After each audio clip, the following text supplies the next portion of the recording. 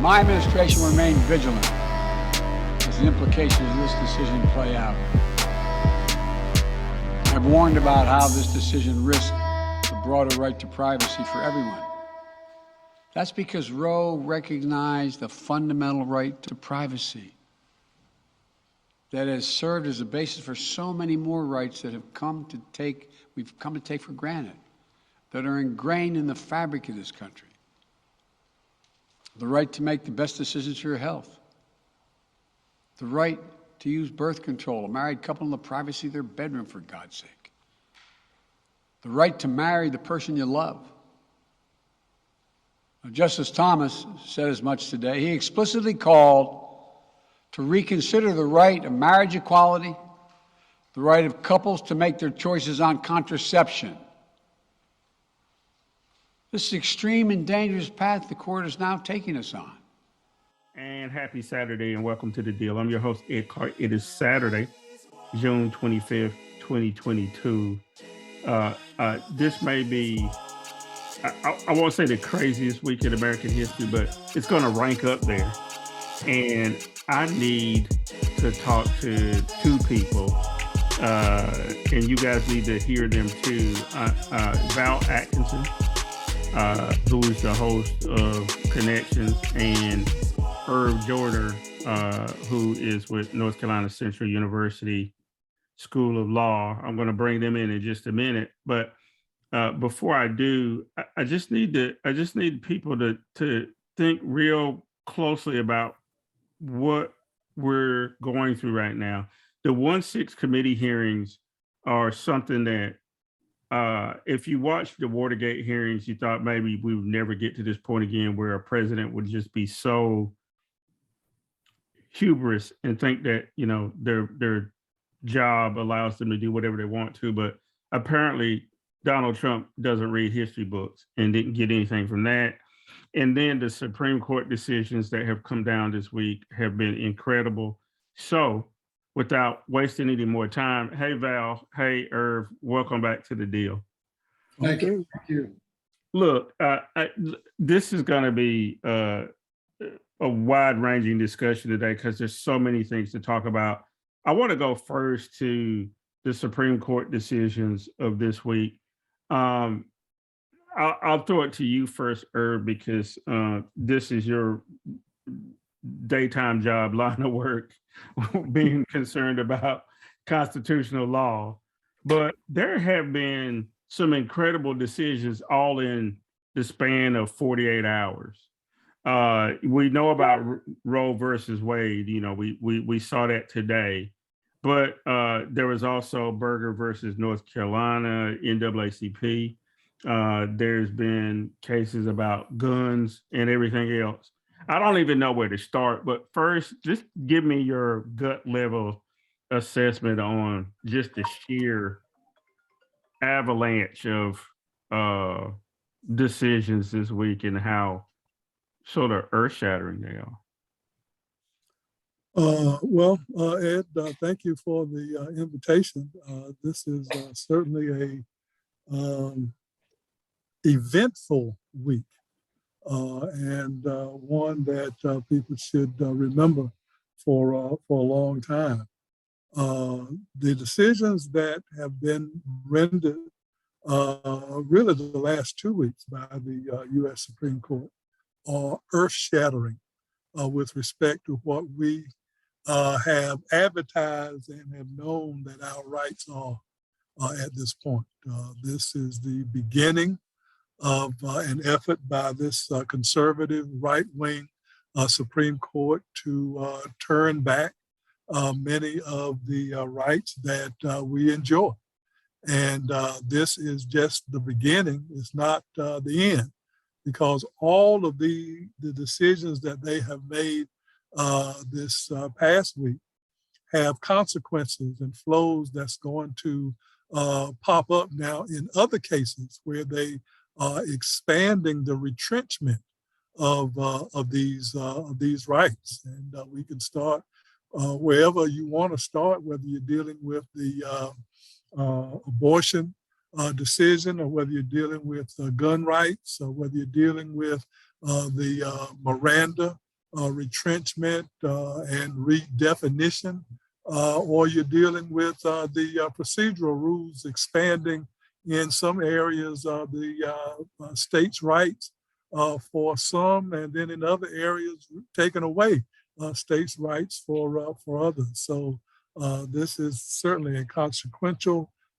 week. And so, which part of it do you want to start with? We'll go to one or the other. I guess I'll ask Val first while I get my head together, because you just exploded my head. Because you were talking about Miranda, you were talking about Roe versus Wade, you're talking about states' rights. I mean, so many things, Val. So, Mr. History buff, Mr. Political Science professor here, talk to me real quick before we get into some of the specifics on the cases about the historical nature, but also this sort of ability that the right has been able to take over damn near everything and not have a majority of the people on their side.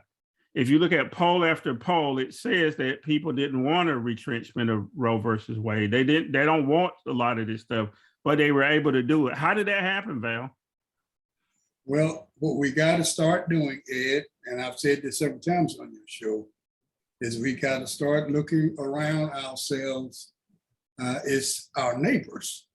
I know we look at Mitch McConnell and we talk about Donald Trump, and now we're talking about the courts and all of that, but it's our neighbors. It's the butcher, the baker, the candlestick maker.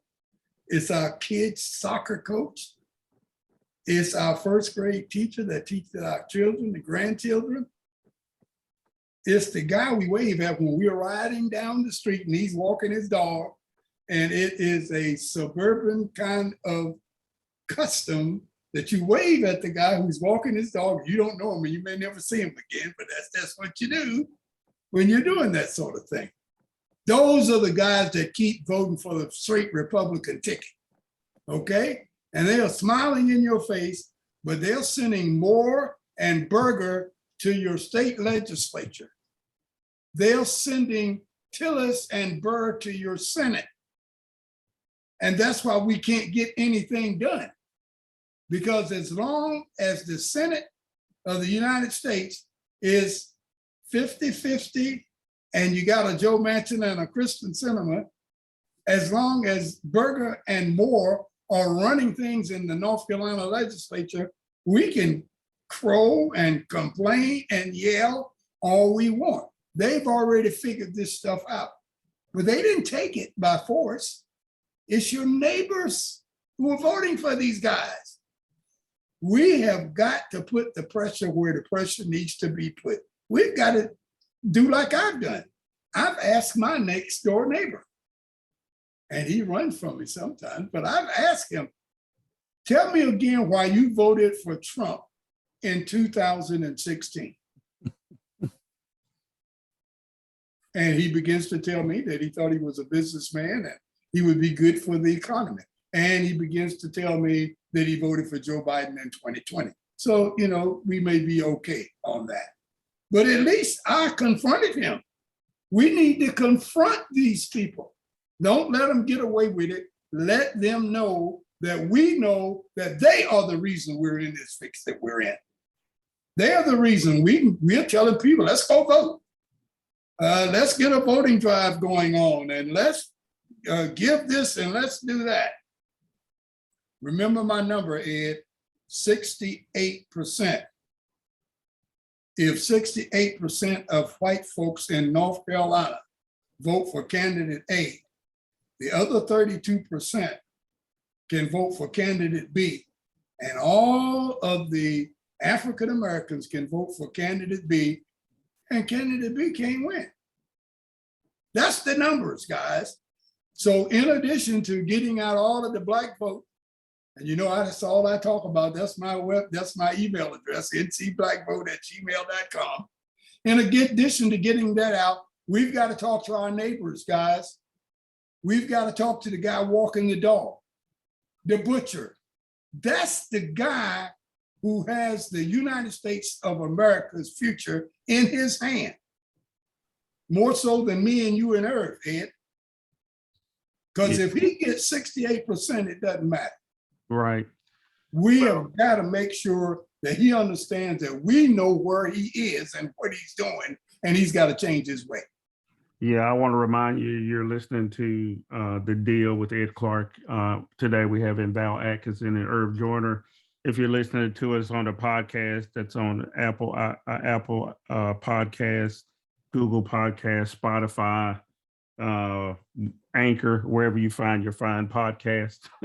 You can also catch us on video, the video podcast on YouTube, Venmo, and all those places. Be sure to let people know we're out there. You can also catch Val Atkinson on Connections and Foxy 107, 104, and Irv Joyner on the Legal Eagle Review on WNCU 90.7 FM. So Irv, okay. Val just gave us the sobering statistic here in North Carolina. We're always up against it, right? You got to convince some white folks, how my grandma used to say, good white folks, to come along with us to do the right thing here. We're past that point, though. So let's talk about some of these cases in specific. I know most of the lament today, as we're recording this, is over Roe versus Wade. So let's just start there, because I think there's going to be a lot that's going to come from that discussion. Tell me, number one, what the basic decision was and what the immediate effect is. Is Roe versus Wade over? Is it no longer? Based on the 6-3 opinion from the U.S. Supreme Court, Roe is no more. The court has invalidated it. It concluded that it was wrongly decided in 1972 when it came out, that it did not have a legal basis to support the protection that it sought to offer to women who were pregnant at the time and did not or could not continue the pregnancy.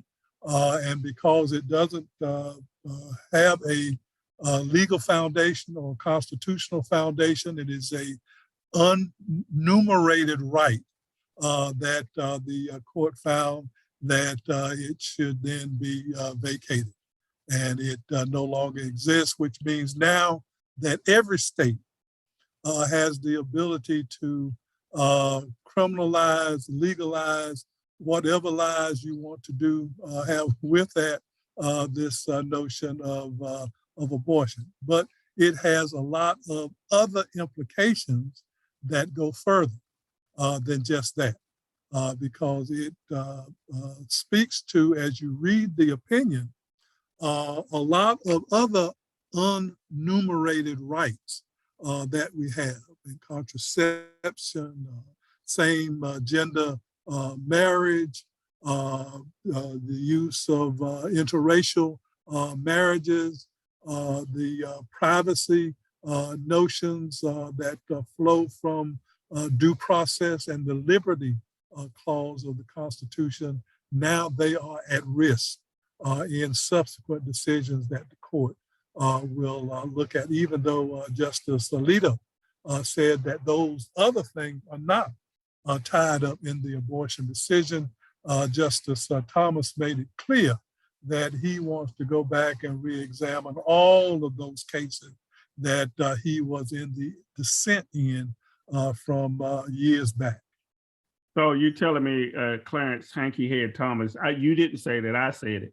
Clarence Thomas is mad because he was the odd man out in the past, and now he has the sledgehammer and he's going to come out and hit everybody over the head. Whether it makes any sense or not is the way it sounds to me. Irv, Val, you hear Irv talk about all these things that could come out of this decision, right? Loving is on the table. That decision that said, and it's not that old. It's just barely over 50 years old, where Black folks or white folks could get married. Like Thomas. Just like Right. That's where I was going. That's where I was going, Irv. Val, how does Clarence Thomas square that? I'm sure you guys know each other. You must be buddies. How is he going to still have this relationship with his wife, the insurrectionist, if his marriage is called into question? Well, I would love to send that question first through Jenny. I would want to know how she feels about getting rid of interracial marriages. But all kidding aside on that, that's a very serious question. And, you know, I kid all the time about balkanization and us really separating by states and that sort of thing. You know, if you start playing around with same-sex marriage and interracial marriage, you can see that come a lot faster than it might ordinarily do, because people are going to start gravitating to places where they have less problems with abortion, less problem with same-sex marriage, less problem with contraception, and less problem with interracial marriages. And then you see the states breaking out based on ideology. And then you got real balkanization. Well, while we're on that, I'd like to, if I might, on a personal privilege, put a pin in that and go back to these other two pieces. Irv did a wonderful job dealing with getting us started on the abortion piece. The two pieces that the court also, one of the pieces that they dealt with that I tied to another piece that caught my interest is when they talked about the New York gun case.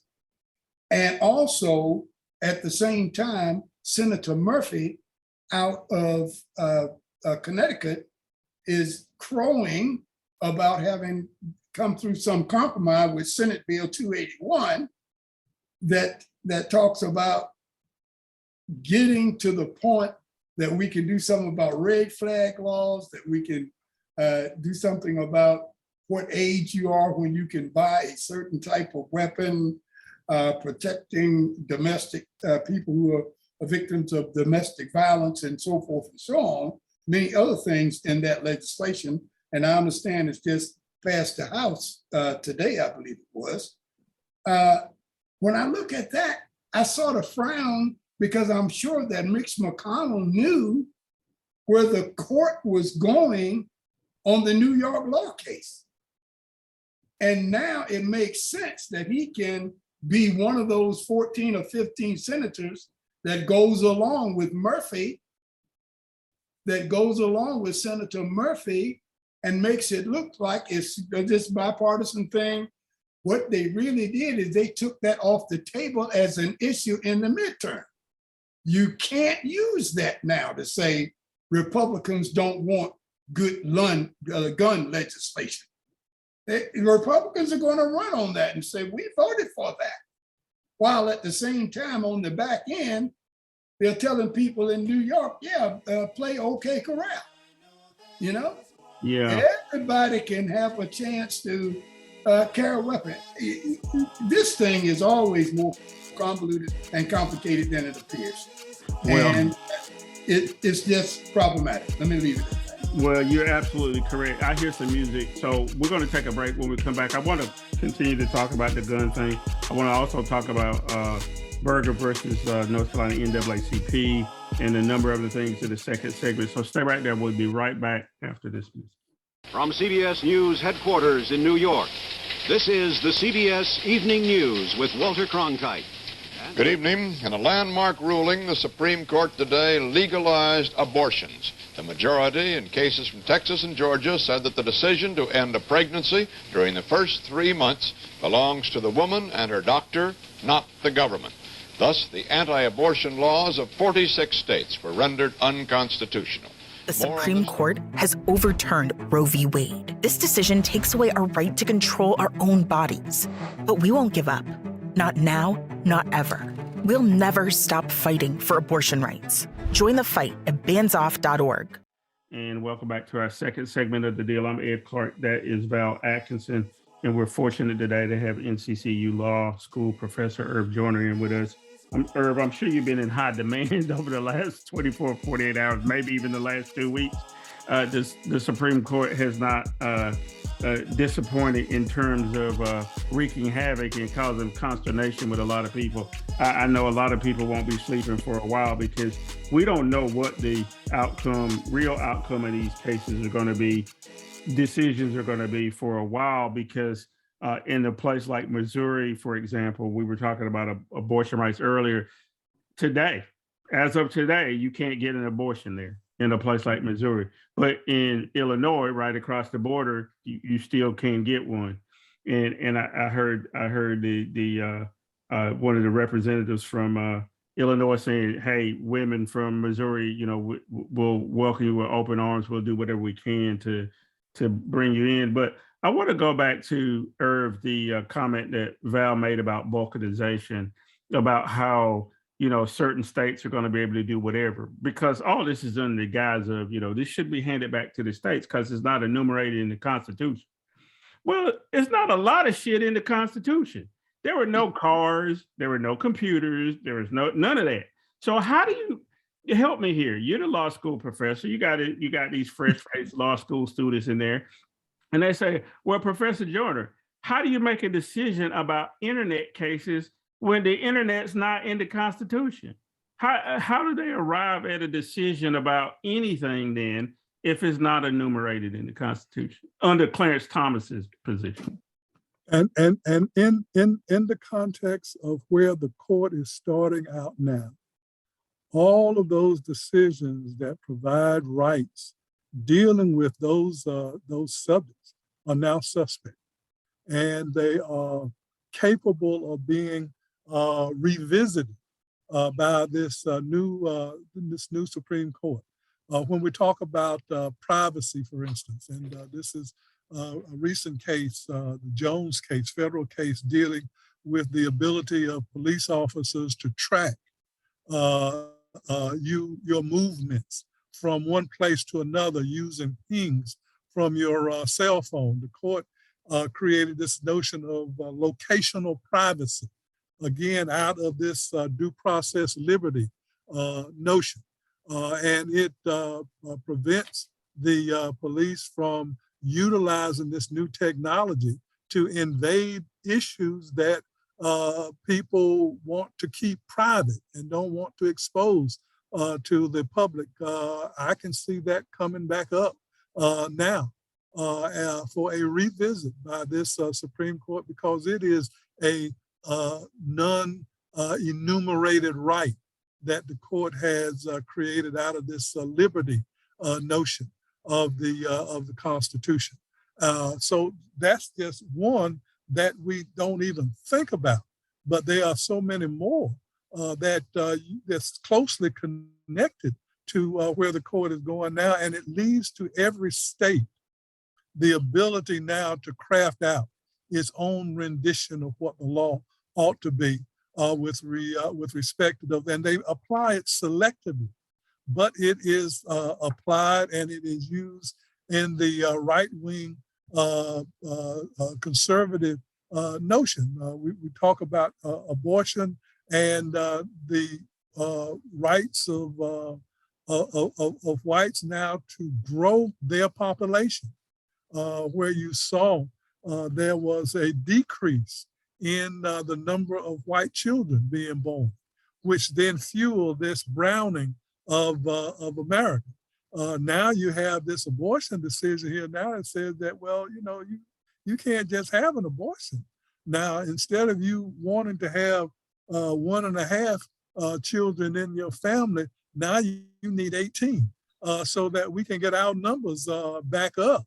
And if you don't do your fair share of repopulating these states so that we can maintain this majority, so at least you are competing with the Latino population that is exploding here in this country, then we can talk about some relaxation on this reproductive end of the spectrum. So there are a lot of tag-alongs that go with each of these decisions, and they don't stand alone, although we look at them separately, but they have enormous implications, and we're going to what I call the full employment bill for lawyers now that's been created around the country, because lawyers are going to be busy litigating all of these cases in the years to come.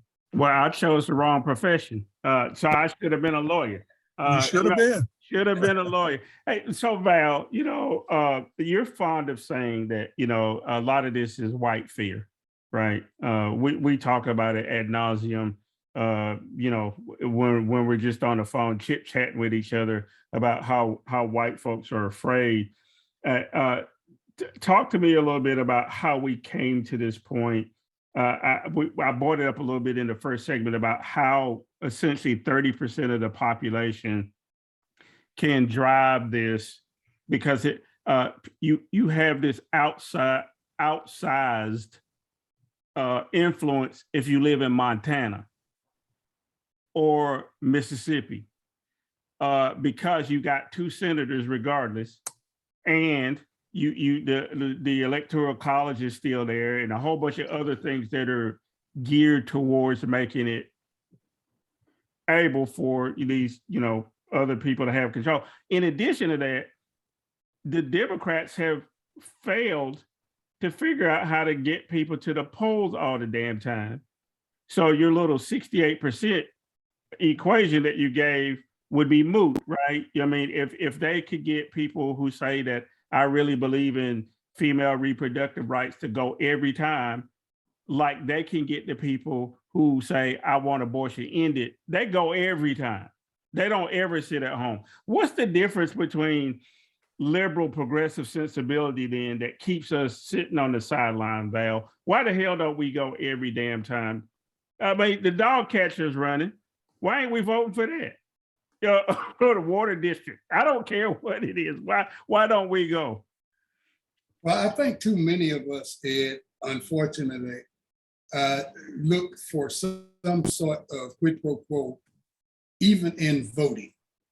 In other words, if they turn out in mass numbers, they really want to see and feel some change to justify them going to the poll, getting up early, standing in line at the polls for inordinate amounts of time, and that sort of thing. If they get to the point where certain taxes go down, you don't have to be fooling around at DMV, and you don't have to do this, that, and the other, then they feel good about that. When they don't see any movement, then you got to convince them to go to the polls anyway. Unfortunately, they think the big kahuna is the president, which he is, but he only runs every 4 years. And they think that if the president's not running, this is a secondary race. This is the B team out there. I don't have to worry about it. I'll wait until the president runs and that sort of thing. We've just got a job. When I say we, I'm talking about people like you and I and her. We've got a job. We've got a responsibility of convincing our listening audience and the average person out there that, hey, democracy is not a spectator sport. You can't sit on the sideline and watch it happen. You got to get in and get involved. And we say it all the time. We preach it all the time, Ed, but I don't think it is sunk home yet. Some part of the culture that people have decided what's interesting, what's worth our while to be a part of. If you lock things into some popular music genre, and you say things like, well, Beyonce or Jay-Z or Snoop or whatever is going to be at a particular place or a particular time, and we want you to come out. Well, you're going to have to beat them off the door. They'll be there. But if you say Ed Clark's going to be there talking about voting rights, that's not something they may run out to get involved in.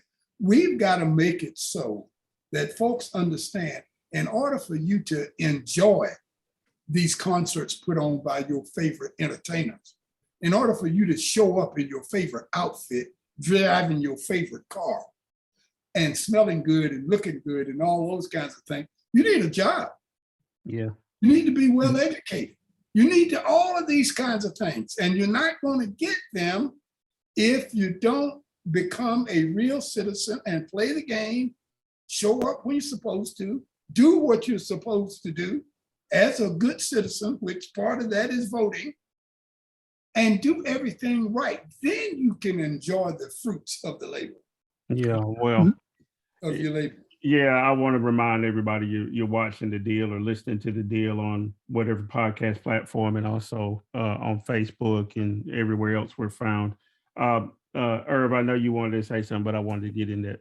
Yeah. Okay. Yeah. And thank you for that. And I just want to add to what Val had said, is that this is not a quickie. Unlike what we're used to, we're looking for instant gratification. The right wing has worked for the last 50 years to overturn Roe versus Wade, and they finally succeeded. The right wing has fought to expand gun rights for longer than that. It wasn't an instantaneous decision, and too many of us look for a quick return on the investment of our vote. And that's why many people were upset with Barack Obama, that he didn't immediately shower down manna from heaven on everybody. But it takes time. Democracy is a slow moving process. And if you don't put in the work, then the work will put you out. And we don't understand that. We don't understand that.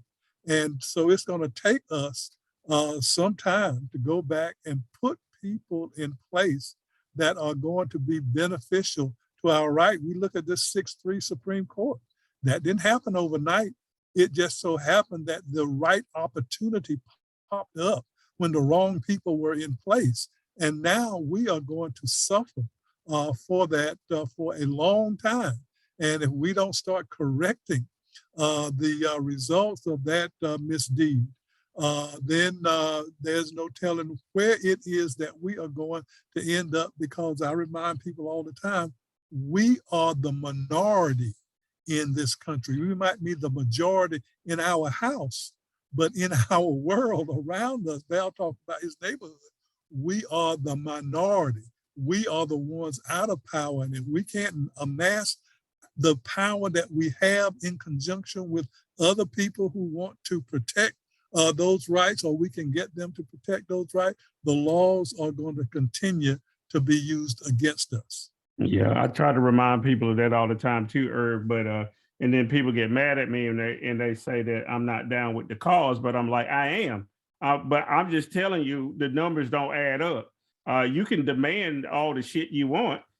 You got to be in a place to be able to affect it. I want to stay with you, Irv, though, because there's this other case, Berger versus North Carolina NAACP, that hit the wire late on Thursday, and it caused me to quiver a little bit, and because I knew it was going to get overrun by the gun case and by Roe and everything else that was coming out. But I think it has some implications. Can you tell us real quick about Berger versus North Carolina NAACP? Well, the NAACP filed a challenge, which is still pending in the Middle District of North Carolina Federal Court, to the voter ID constitutional requirement that's there. And typically the Attorney General's office will represent the state. And this is a lawsuit filed against the State Board of Election. And the Attorney General's office is representing the Board of Education. The North Carolina General Assembly had passed a law which said that where there was a constitutional challenge to one of its enactment, that the General Assembly can bring in their own attorneys to represent the state of North Carolina. And so what we had here was a situation where the Attorney General is representing an agency of the state of North Carolina. But now the General Assembly wants to separately also become a party to that suit, such that there are now two different defense teams that's competing or challenging or pushing back on the NAACP's claim about the constitutionality of the voter ID.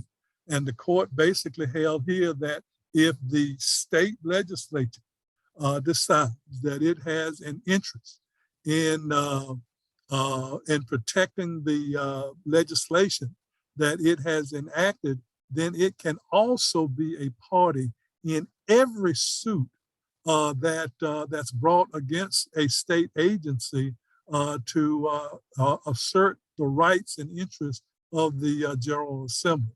Now, this ruling did not affect the merits of the case.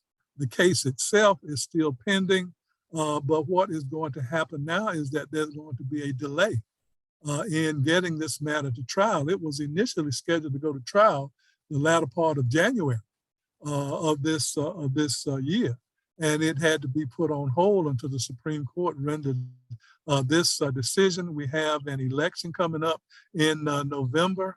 It is impossible to have this case on the calendar and tried before then. So there is going to be a trial of this matter that's going to occur at some later point, all because now the General Assembly could not work out an arrangement with the North Carolina Attorney General to be co-counsel in the case, which is a simple thing that they could have done and have done in the past. Rather, they wanted to have the statement that they are the king of the hills and they can decide whatever it is that they want and impose their presence on the federal court that they are now a party to this litigation.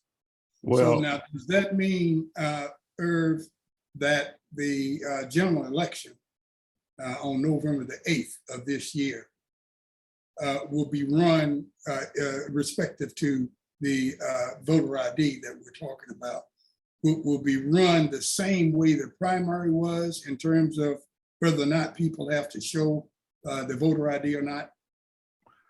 At this point, Val, there is an injunction that prevents the voter ID requirement from being put in place. There is a companion case that is pending before the North Carolina Supreme Court. It is possible that the North Carolina Supreme Court will issue a ruling that will either extend that injunction or wipe out that injunction. So it is still possible that a voter ID requirement will be in place for November, contrary to what happened in the primary.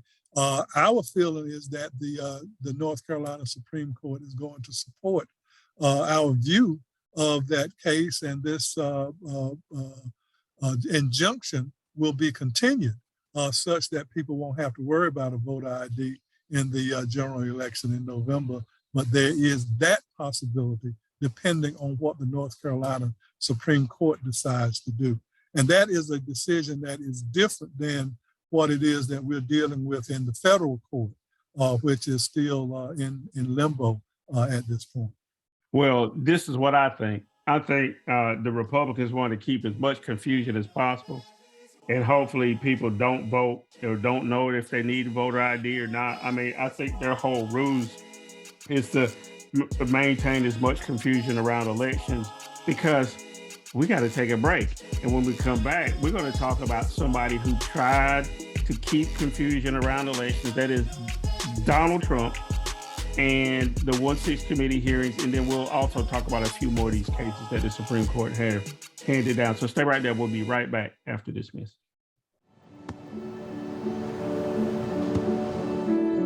I don't remember how it started. Go to that. Our back and forth. It always came back. Dad! You probably don't remember what you told me. That was perfect. But I heard every word.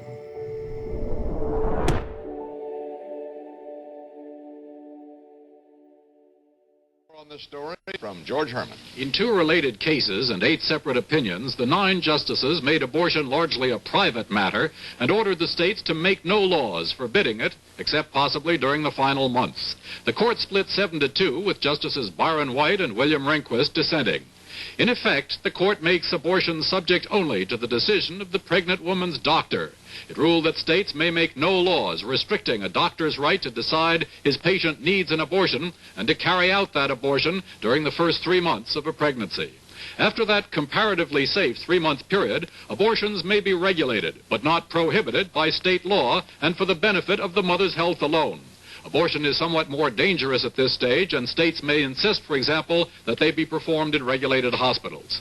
Only in the final stages of pregnancy may states intervene and say no to abortion. 5 days after the attack on the Capitol, Representative Mo Brooks sent the email on the screen now. As you see, he emailed the White House, quote, pursuant to a request from Matt Gaetz, requesting a pardon for Representative Gaetz, himself, and unnamed others. Witnesses told the Select Committee that the president considered offering pardons to a wide range of individuals connected to the president. Let's listen to some of that testimony. And was Representative Gaetz requesting a pardon? Believe so. The general tone was, we may get prosecuted because we were defensive of the president's positions on these things. The pardon that he was requesting, was as broad as you could describe. From the beginning, I remember he's from the beginning of time up until today. Welcome back to our third and final segment of the deal. I'm Ed Clark. I'm tired. I'm worn out. Herb Joyner's been hitting me right and left with all this information about all these Supreme Court decisions about Atkinson, with his cogent and a very thoughtful analysis of the political side of this. I'm just here along for the ride. I want to thank, last week, Val, we had in Reverend Patterson from Reedy Chapel AME Church in Galveston, Texas. I just want to let people, I'm still getting people that are hitting me up, thanking me for having Reverend Patterson on. If you don't know, Reedy Chapel is where Juneteenth started. When they took the Emancipation Proclamation from the courthouse, they marched down to Reedy Chapel and nailed the Emancipation Proclamation to the door at Reedy Chapel. And guess what? We had Reverend Patterson on last week to talk about her church, which was the first AME church west of the Mississippi. That's what we do here. We try to go out and get people who know stuff. That's why I got Herb Joyner here and Val Atkinson, who knows stuff. Val Atkinson, when we left, Herb again was making it very clear that we now got a problem, perhaps in places like North Carolina where they want voter ID and all this other stuff, right? So my theory is that the Republicans want to monkey around with elections as much as possible, and the big monkey, Donald Trump, tried to monkey around with the last presidential election, and now have got us into a near constitutional crisis where they tried to kill the vice president. He had everybody in the Justice Department telling him that he can't do what he's trying to do. And he was trying to have another Saturday Night Massacre, so on and so forth. Real quick, tell me what you think about the 1-6 hearings. Are they turning out to be more than you thought they were going to be, or do we still need to hear more? Is there more to come? I know I know a lot of this stuff. You know a lot of this stuff, but do you think that people are hearing what they need to hear from this? More so than I did when I first started listening to it, to be completely frank with you. I think that all in all, there are going to be people who, once this is concluded, that have been touched and that are going to be in a position to call their representatives and senators to give their position and make their position be very, very clear. I think that's going to happen, and some minds may be swayed just a little bit.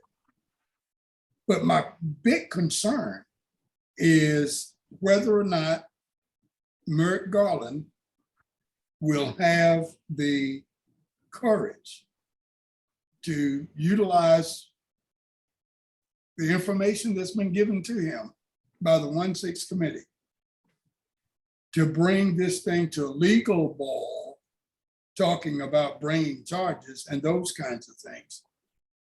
And notwithstanding whether or not he's going to lose or win, that's for the courts to decide. But I think listening to him recently, that he's getting to that point. And as we know, a couple of days ago, we had a gentleman by the name of Clark, I do believe his last name is, that lives over in Northern Virginia across the water, across the Key Bridge from Georgetown. He had a visit from some people in the Justice Department.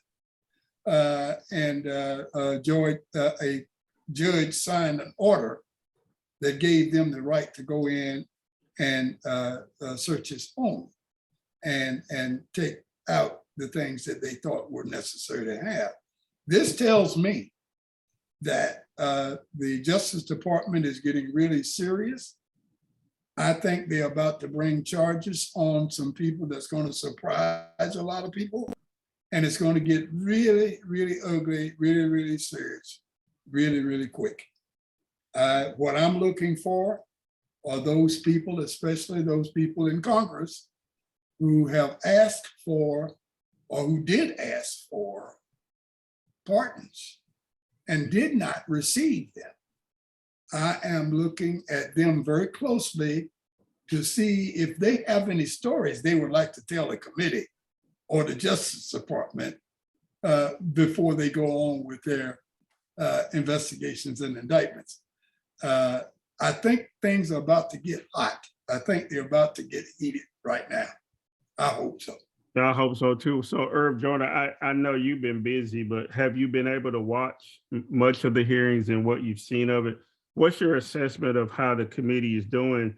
And are they structuring this in such a way to give the Justice Department and Merrick Garland something to work with? Or do you think they're just worried about what they're trying to do and Merrick Garland's going to decide on his own? I mean, what do you if you were sitting at the Justice Department, I would have been knocking on doors from that first hearing, but do you think that the committee is doing a good job on how they're presenting this?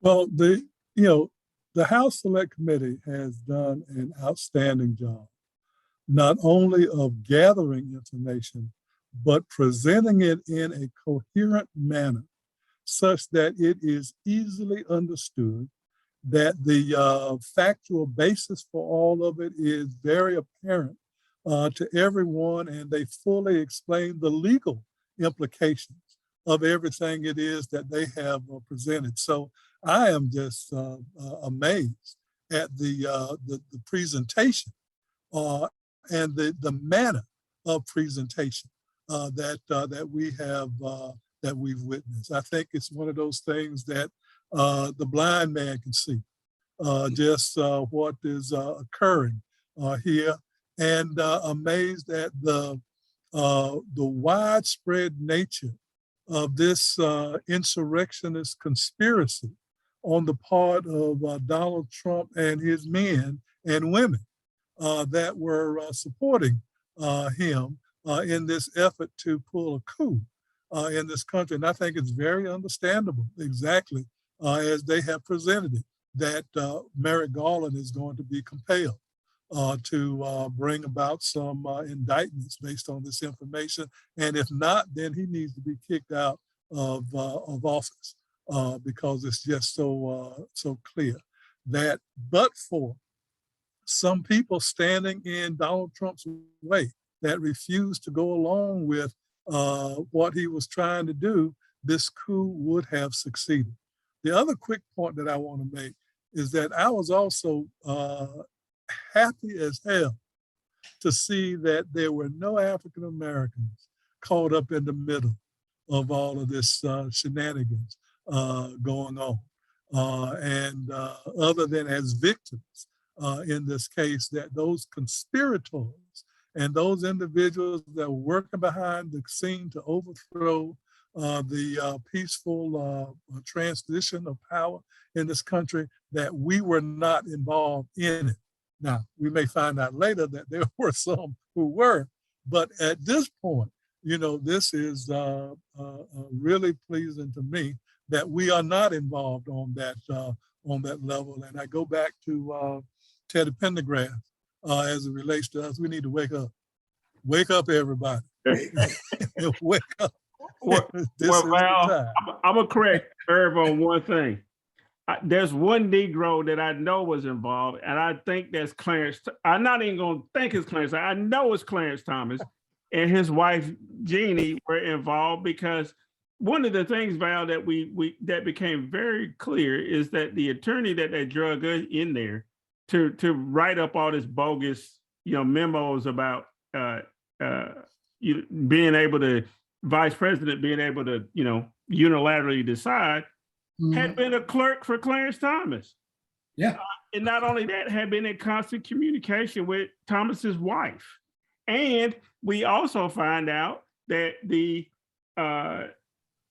potential attorney general who was going to replace Barr after he left and then replace Rosenberg when Trump was going to fire him was also somebody known to Jeannie Thomas and to the fake lawyer. Because he couldn't have been a real lawyer given the kind of advice he was giving. So I will say that Clarence Thomas is the one Negro that we're going to find out who was involved in this. I will put money on that. But before we run out of time, touche. Before we Point run well out of time, taken. I do want to. I wanted. There's some other cases, Irv, that came out in the last couple of weeks. You mentioned, some maybe Miranda being kind of suspect now, and maybe we need to rethink about how we deal with the police or whatever. Can you explain real quick where we are with that? So I know Val, he's out driving in his car, his fancy car. I don't want him to get stopped and get hemmed up by the cops. Help us out on some of those other cases that came through. Yeah, well, Miranda is basically a criminal law case, which deals with people who have been arrested and are interrogated while they are under arrest. And the law is, and this is what is called a prophylactic rule created by the Supreme Court that said that in those situations where police officers are interrogating a person while they are in custody, they have to give them the Miranda warnings. The decision that the court dealt with in this instance, though, did not deal with that case directly. It dealt, though, with a related matter of whether a person who was the victim of a Miranda violation could file a separate civil rights claim under the 42 USC 1983, which is the civil rights statute. And the court said that Miranda is not a constitutional rule. And because it's not a constitutional rule, then the 1983 jurisdiction would not apply to allow that person to pursue a separate remedy against that police officer for violating that person's rights. It did not speak, however, to the suppression possibility of the statement that the person had made while they were in custody and illegally interrogated. So, you need to discuss, but while it doesn't impact the criminal side of it, it is a part of a continuing effort to get rid of Miranda by law enforcement and other agencies that don't like and never have liked the imposition of this rule. Yeah.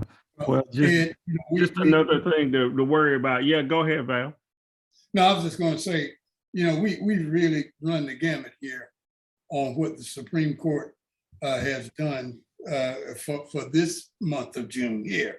Every June it's the same way, but they're really putting out some haymakers now that affect the lives of everybody.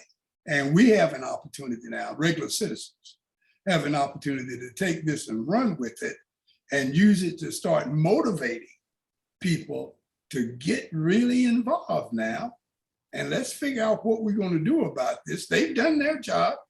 Now it's time for us to do our job. So I look at what the Supreme Court has done, what they've handed down, is like almost like a gift, saying, okay, take this with you. We punched you in the mouth a little bit. Now what you going to do about it? Now, if we don't do anything about it, that's on us. We've got to take that challenge. That's what it is. They've challenged us to do our best. Let's see what we're going to do to respond to their challenge that they put down. And I hope we're prepared for the challenge, because they've laid some stuff out there in front of us, buddy. This ain't even funny. And like I said, I didn't expect that I would ever live long enough even to see a Black president. I was wrong about that. So I think I'm fortunate that I did live through that. I wasn't sure that something like Juneteenth would be a holiday, and it is. But at the same time, you see all this retrenchment going on around you. And like I said, I think people are running scared. If I haven't said it once, I've said it a million times, that the United States has a fascist instinct that they won't acknowledge, right? That we talk a lot about the Constitution and about how great a document it is or whatever. The honest to God truth, in my opinion, it has some flaws. It could not have foreseen, I said earlier, cars and the internet and whatever else you want to throw on top of it. In the time we got left here, tell me something good though. What possibly could happen out of this? Val talks about energizing people and getting them to the polls or whatever. Is the only way to undo this is to try to get back a majority on the court? Because Clarence Thomas ain't going nowhere. Amy Coney Barrett ain't going nowhere. Gorsuch ain't going anywhere. Kavanaugh ain't going nowhere. Roberts seems to sometimes want to, use his better instinct and go against them, but that still won't let him win. So what are the prospects without having the court rejiggered so it has more people? Or we just gotta wait for people to die? Is that where we are? Well, no, we have to position ourselves to be in place so that when the break comes, that we can step in the door and assert our power and our position. And so our thing right now is to get our power base working so that we are in place, that we have sufficient people that's ready to move in. And then that because this democracy and the Constitution are only as strong as are the people who implement it. And if you have bad people implementing it, then the Constitution has no meaning. And so what we are seeking is to have good people in place so that when these constitutional decisions have to be made, that they are made in a manner that is going to protect the majority of the citizens, and particularly are going to protect the rights of African Americans and other people of color in this country. So that's, I see, is the challenge that we have, is to prepare ourselves and put ourselves in a position so that we can make the layup when time for the layup comes. When it's time to have that fast break, that we're out there on the wings heading for the basket. But we have to be prepared and energized in order to do that. Yeah, I hear you, man. There's so much more we could talk about. We may do a special during the week, because we've been doing that lately. Sometimes when there's other news that comes up, so pay attention to the website, pay attention to where you subscribe to the deal, and because it's just so much to talk about. We can't do it in an hour, but I do appreciate people taking the time to come in with us. And you made your basketball analogy there. I would be remiss not to mention that the Dukies had 5 players go in the first and second round last night. So the Durham Technical College, I had 5 people drafted in the NBA draft, which is nice for them. They couldn't beat Carolina this year in basketball, but there you go. Things happen, and so I know Val is all excited about that. In the meantime, before we get out of here, what I always do is I always ask the folks who are in with me, what do I have to look forward to? Where can I find you? Anywhere else? Anything you want to tell me? I'll start with you first, Val. What do we got to look forward to?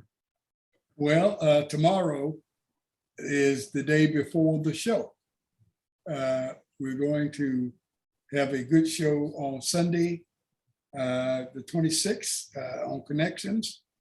And I invite everybody to tune in at 8 o'clock in the morning. And we'll be discussing, as we normally do, the high topics of the day.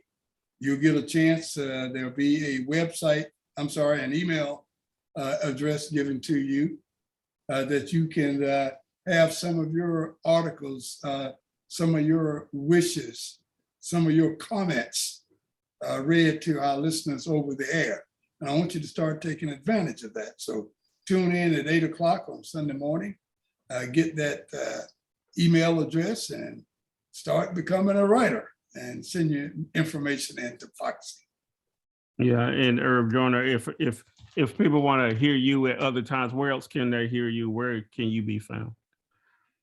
Well, right now I'm getting ready for the 4th of July, where I am the speaker at the Frederick Douglass reading that occurs annually in Carrboro, where people read portions of the Frederick Douglass, What is the 4th of July to me?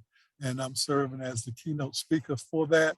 In years past, I have always been one of the readers for that program. And it is a very educational one and a beneficial one so that I can complete my irreverence to the 4th of July and the celebration that is attached to that event.